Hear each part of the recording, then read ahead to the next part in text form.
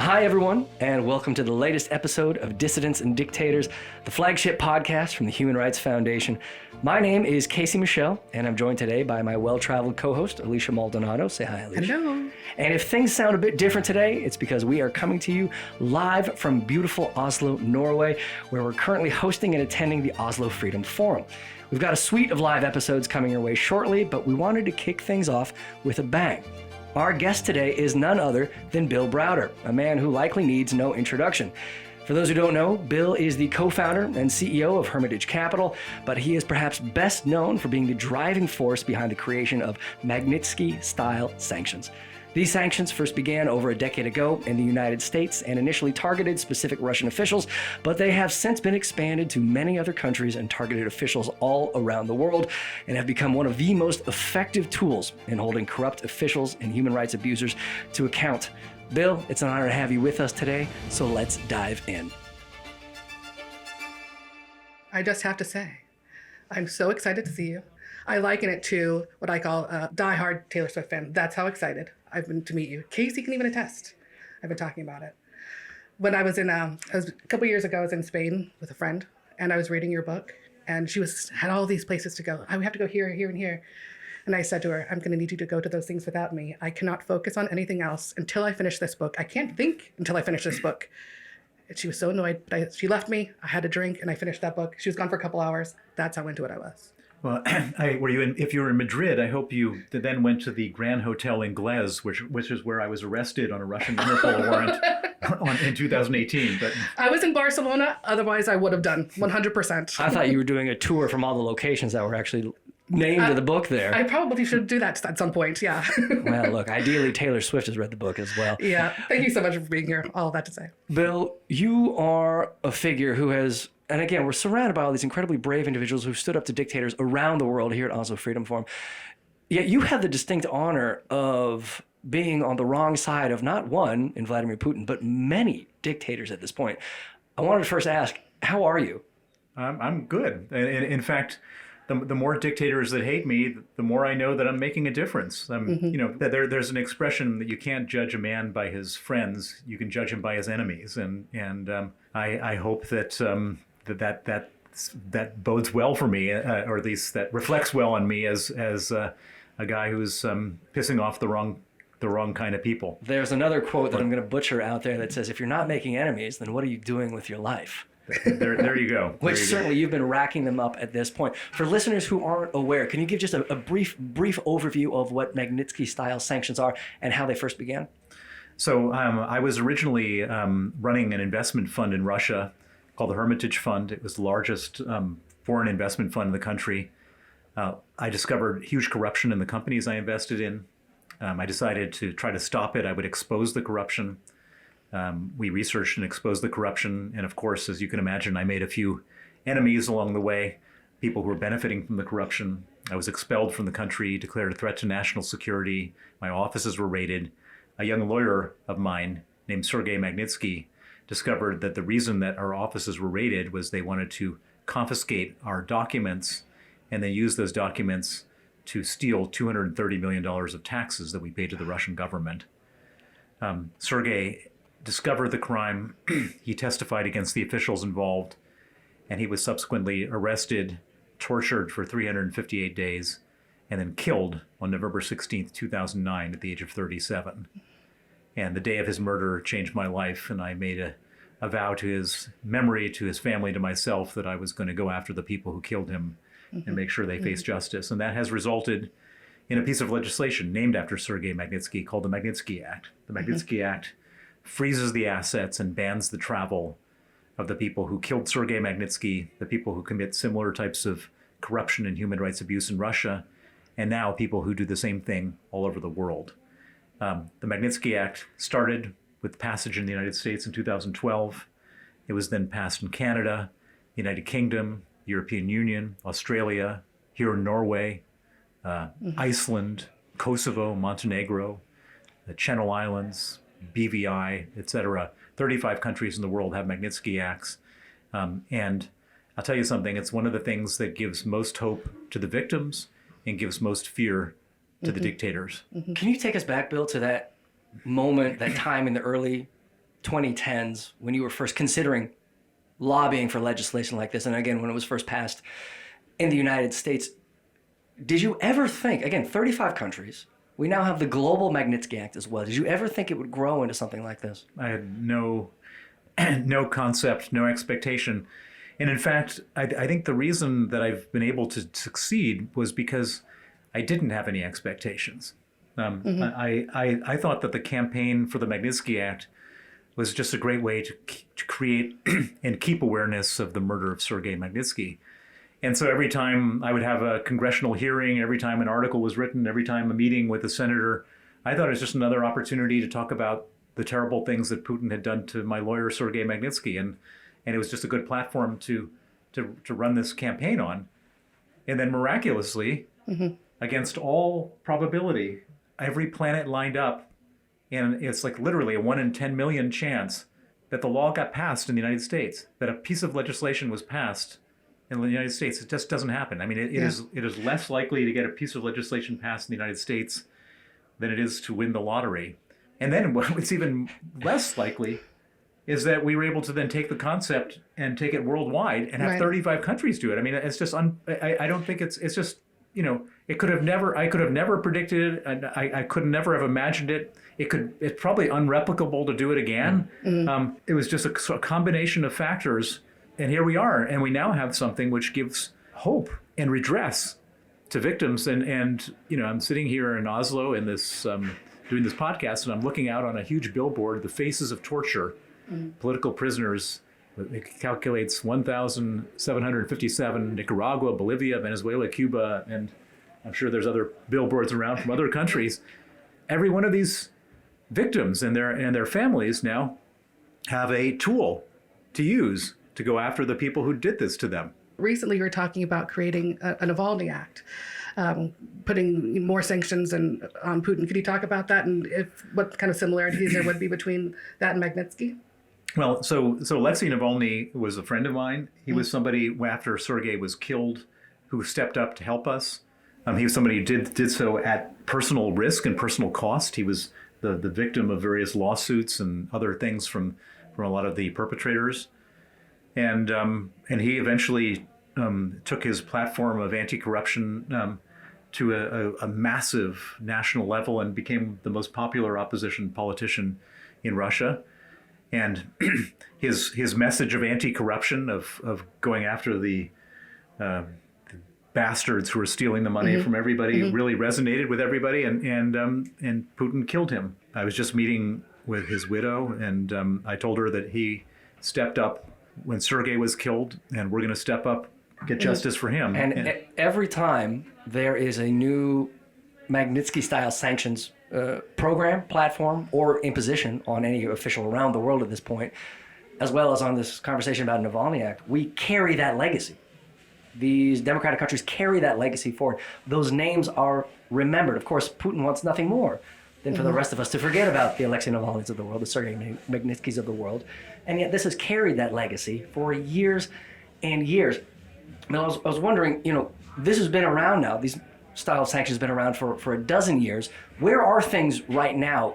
It doesn't feel like the momentum has stopped. If anything, in terms of the expansion, the number of regimes targeted, the number of officials elsewhere targeted beyond just Russia, it seems like it continues. Is that momentum still there? By all means. I mean, it's kind of gone exponential. What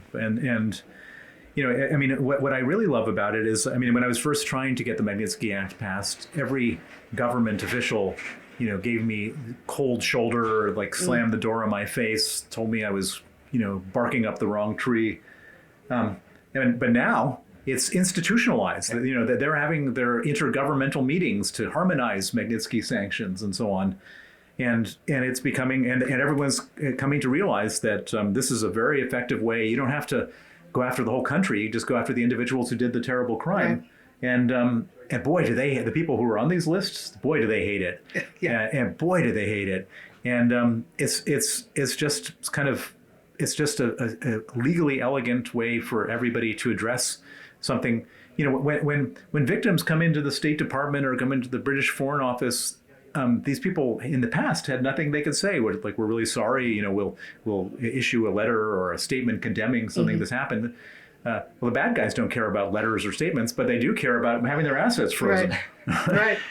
Yeah, when you're talking about the Navalny Act, you had said, or in the proposal of it, Putin doesn't care about 1 million men, but 300 billion he definitely does care about. Well, so my original idea was that we should confiscate the 300 billion of frozen reserves, give it to Ukraine.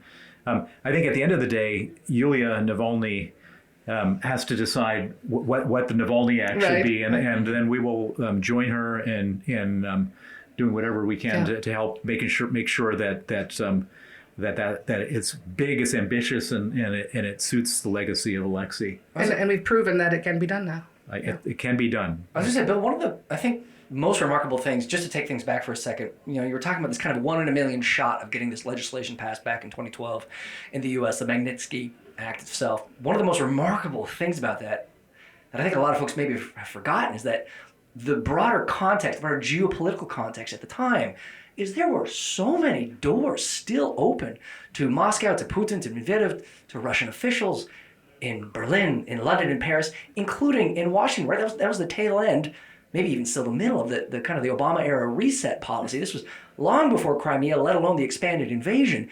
You were, in many ways, so far ahead of the curve. Has it been, I hesitate to use this word, has it been at all gratifying to see others come around in Washington and elsewhere to realize maybe they should have listened to you a lot earlier, given you a platform, or sounded you out a lot more frequently?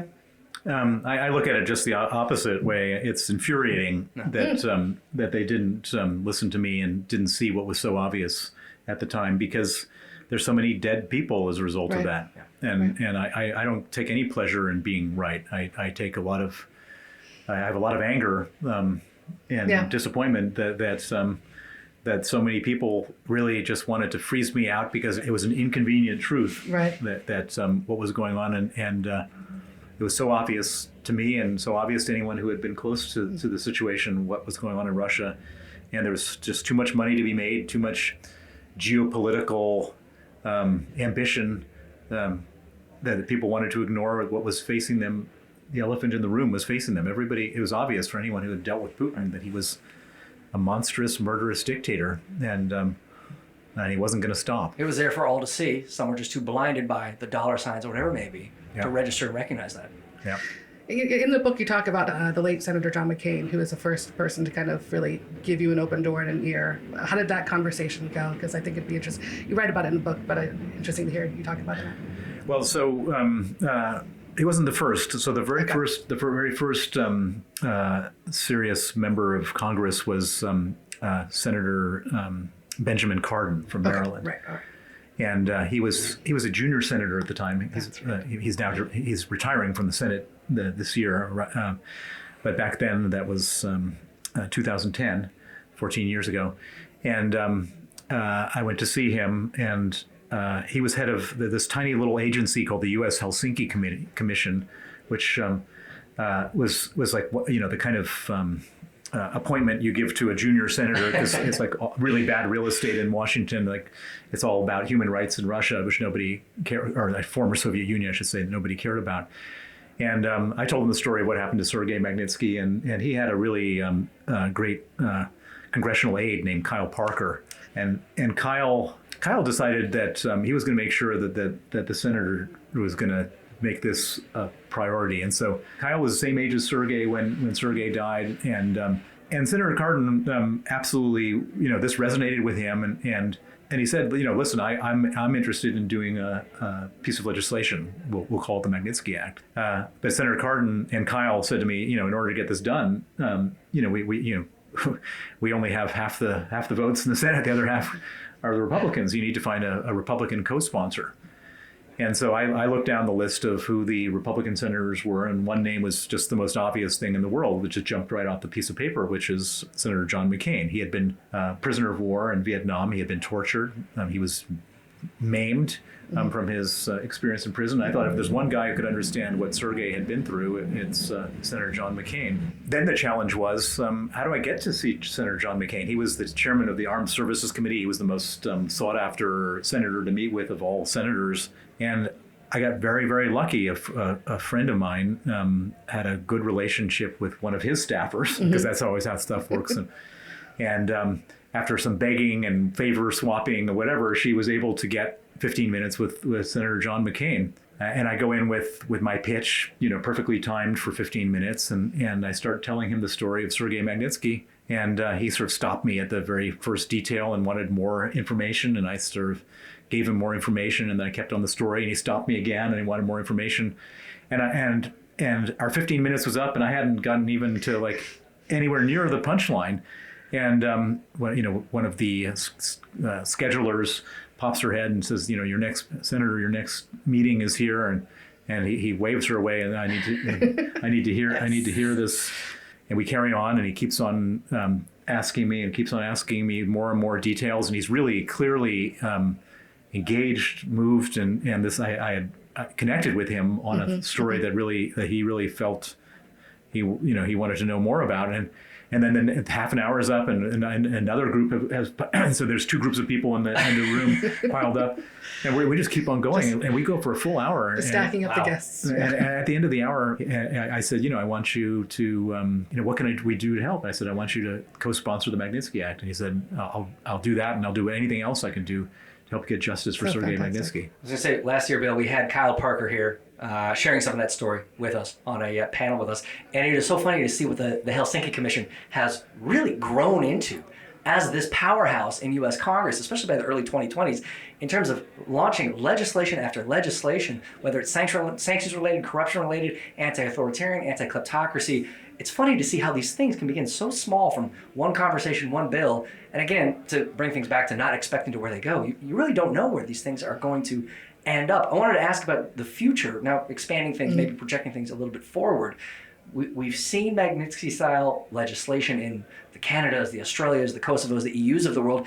Is there anything that is next? Is there anything you're keeping an eye on? Are there any conversations you're having? Should we look to Moldova or perhaps Ukraine or even further afield, Georgia, Armenia, for the next suite of Magnitsky-style legislation? Well, so the main objective that I've always had in this campaign is to get countries to pass Magnitsky laws, countries where bad guys want to keep their money safe, what I call rule of law countries. So we've covered most of them. The two main countries that we don't have Magnitsky Acts are New Zealand, which doesn't make any sense. No. New Zealand is supposed to be a proper good country, and Japan, which makes a little more sense because that's a very sort of business-oriented country. It's interesting because I've been in conversations with some members of parliament from New Zealand, and they were very, very, in the past, they've been very fixated on this idea that they wanted to do things under the auspices of the United Nations. And the UN just, in most respects, doesn't function, and certainly doesn't function in this area of human rights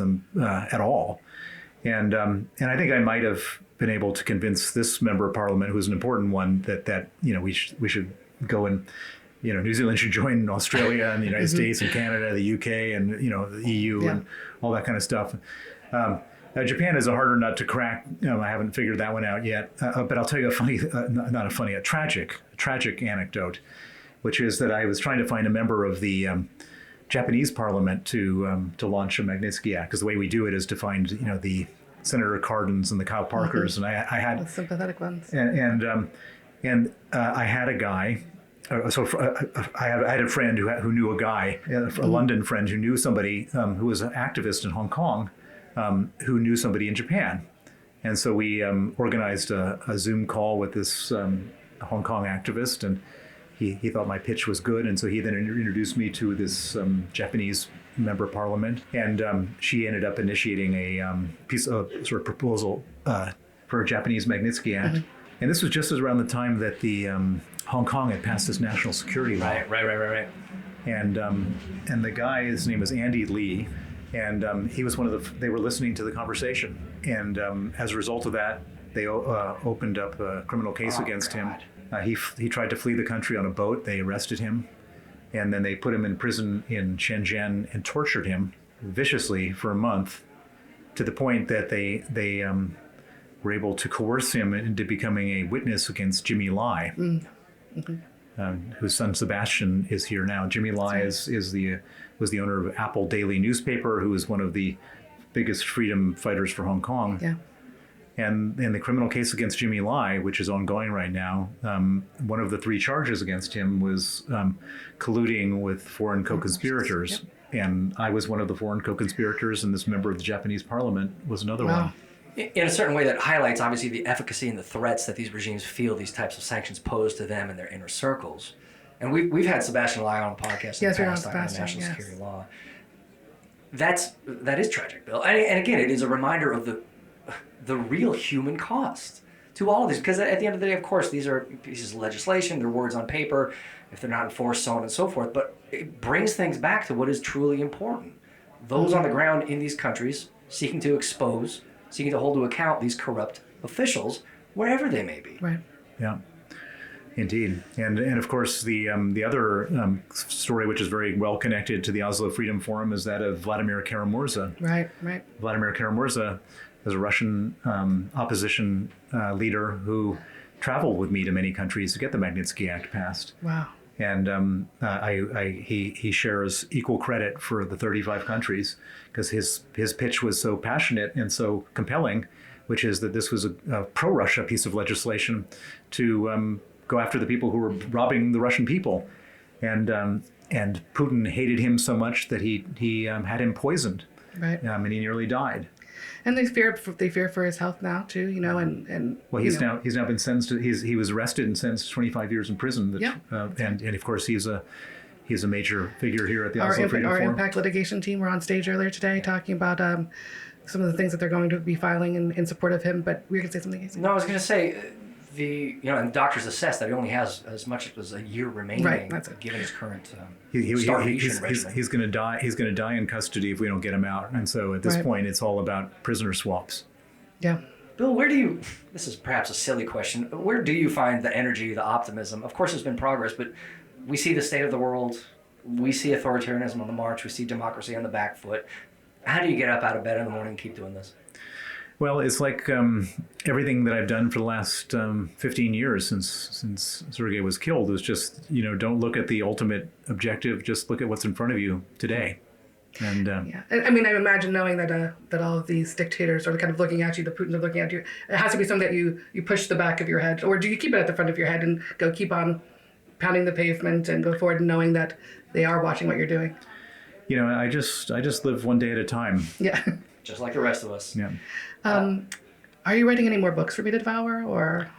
Well, at the moment, my big, most important priority is Vladimir Kara-Murza. Again, trying to get him out of prison and using whatever influence, leverage, and contacts I have to try to make that happen. And I don't have time for a book, but perhaps if I succeed, and I pray that I do succeed, and that he doesn't die in custody, then I'll write a book about getting him out. That's infinitely more important. Can we actually stay on Vladimir for a moment? There has been, again, there's been a little bit of coverage about some of the conversations taking place in places like Washington. Have we seen any movement? Have we seen any progress in terms of whether it's wrongful detention designations, in terms of conversation?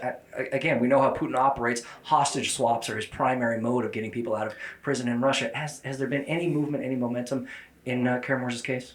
Well, I've made it my life's priority, and so I have traveled the world meeting with foreign ministers of many countries to talk to them about a swap. I mean, at the end of the day, this is going to be, like Nathan Sharansky, Vladimir Bukovsky. This is sort of the historic, Russian dissident prisoner swap, and that's how we're going to get him out. There's no other way. Putin's not going to let him out of mercy. He's got to see some of his own self-interest. Right. I hate the idea of doing that. I don't like to give him anything, but Vladimir's too important to the world. And so that's what I'm doing. And what's interesting about Vladimir is that he has traveled the world. Everybody knows him, and everybody loves him. And I've advocated for a lot of different things in my life, but I've never had such an easy person to advocate for than Vladimir. You don't have to convince anybody that he's genuinely a Mandela-like hero. Yeah. Well, here's a reason he's so well loved, so beloved in our community as well. We have a 10-foot by 10-foot painting of him in the HRF office in New York. Last year is a paint by numbers that we're working on actually getting framed and to send to his wife. So. Oh, God bless you. Bill, I think we're getting close to time right now. Yeah. We have many more things, many more events, many more talks, including You have a panel busy day? later today as well here at the Oslo Freedom Forum. We wanted to thank you for taking some time today to speak with us on this podcast about some of your accomplishments, achievements, and certainly those of your colleagues, especially Vladimir Kara-Murza himself. So thank you. And we're with you on that fight. Thank you. The Human Rights Foundation is a nonpartisan, nonprofit organization that promotes and protects human rights globally with a focus on closed societies. We promote freedom where it's most at risk, in countries ruled by authoritarian regimes.